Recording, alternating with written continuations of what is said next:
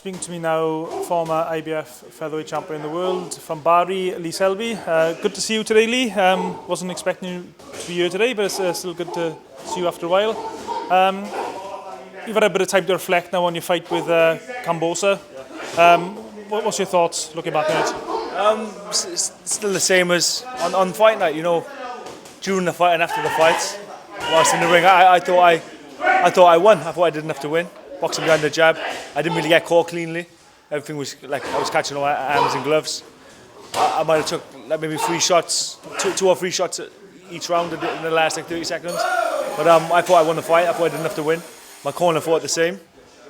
I skipped through the Sky broadcasting and the commentary was diabolical.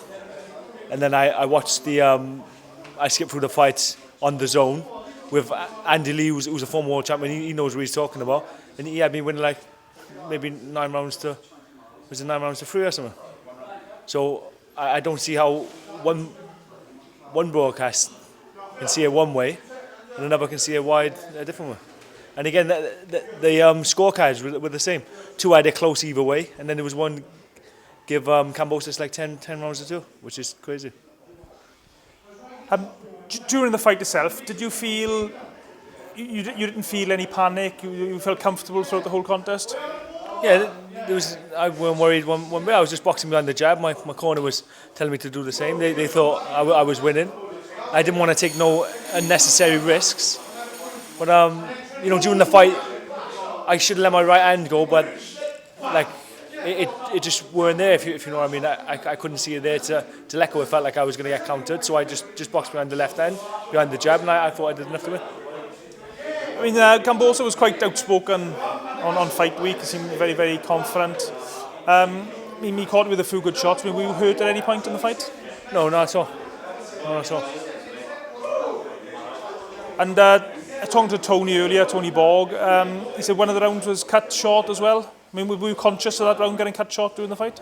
The round was cut short, you know, and I was winning the round, and who knows what could have happened. So it's like the timekeeper. You only got one job to do. How can you mess that up? I don't know.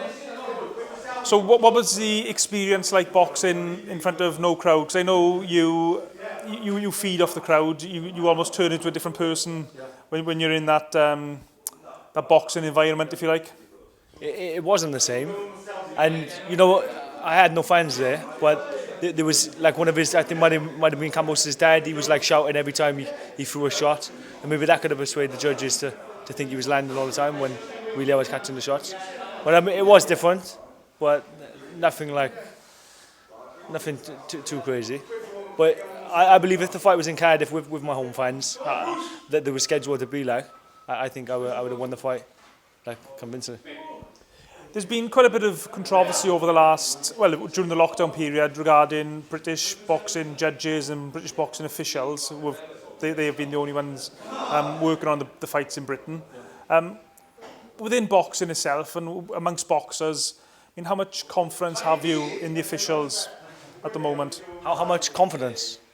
Well, I did have confidence going into that fight. You know, I was the home fighter, and I was expecting, like, if anything, if the fight was close, really they should.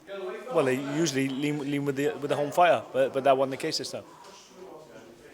So, what's your plans for the future? Have you got any fights lined up? I know it's difficult at the moment, but I believe you put an appeal in. Am I correct in saying that? Yeah, I did put in an appeal, and it wasn't just like my team thinking that we won the fight. There was like hundreds of people like messaging me, like people I don't know. So won like a sympathy vote saying that they thought I won the fight, and like respected boxing people, like former boxing champions and all types of boxing people saying the same thing.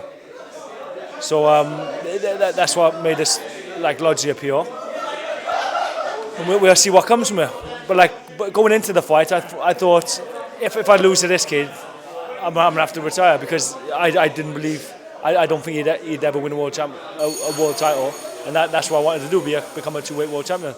But losing the fight the way I did, I'm gonna have to keep going on. I can't bow out like that. So, regards your appeal, are the grounds for your appeal just you don't think the scoring was correct? Is that what the appeal is based on? I don't think the scoring was correct, and I thought I won the fight. So presuming, however the appeal goes, I mean, what's your plans for the future apart from that? Just to see what's going on. You know, boxing's in a strange place, as is the world. So I'm just have to wait and see what comes up. Keep myself training, keep myself fit, and see what opportunities come up. But one thing I won't be doing is like, I don't really want to drop down a level, and I'll never be like a stepping stone for a fighter. You know, with the boys up and coming, and like be like that type of fighter. I'm not in the game for that, especially after being on the top, being a world champion. I couldn't drop back down to that level that many great fighters tend to do. We were talking about it a couple of minutes ago there. Was when you boxed in the bubble, I suppose it was almost like back to an international amateur show for you. Well, I didn't really box many international fights. I think I might have only had one or two. So I didn't have no experience doing that. Maybe if it was my younger brother, he travelled all around the world and he was in that sort of environment, he might have been okay. And like some of them international fights as an amateur, there's no crowds. So I think Andrew would have been okay, but not for me. You mentioned Andrew there. I mean, what's the situation with Andrew now? I mean, do you see him? Is he planning to return to boxing? I think he might be planning to return. I know he's back training, back taking over, back running and stuff. So he may come back. And I presume you're not training at the moment, just taking over. So what are you doing with yourself day to day, Lee? Just bored, stiff. So that's another reason why I couldn't back in. You know, after being in the gym every day and just stopping for a couple of weeks. And it's the same after every fight. I have a couple of weeks off, like 2 or 3 weeks off. I'm bored, I don't know what to do with myself. I just can't wait to get back in the gym. So now I'm here.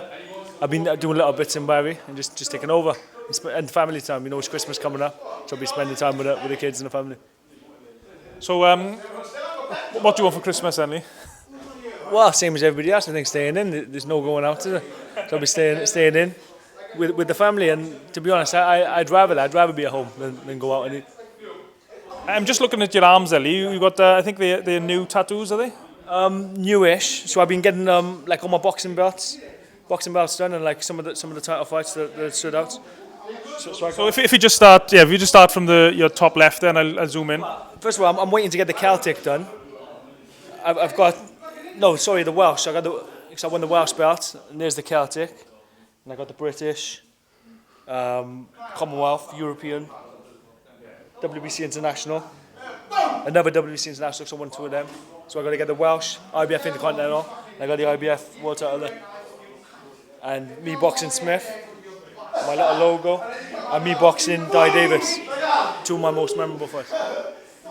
So when you look back at your career, Lee, just zoom in on you there. What's your fondest memories just when you look back? I mean, obviously your career's not over yet. Hopefully you'll still have more great nights. But just looking back from now. My pro debut over in Newport Leisure Centre. Winning the Welsh title. Winning the British title. Winning the world title.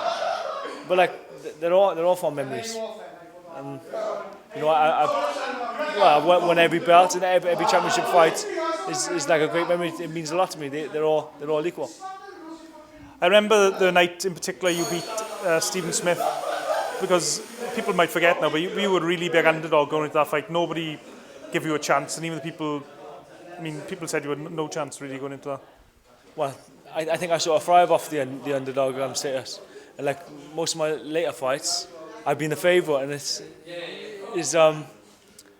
it's more difficult to get up for. When I'm the underdog, I got a point to prove, and I think, come on, then, let's have it. I work extra hard, and I work harder in the fight too.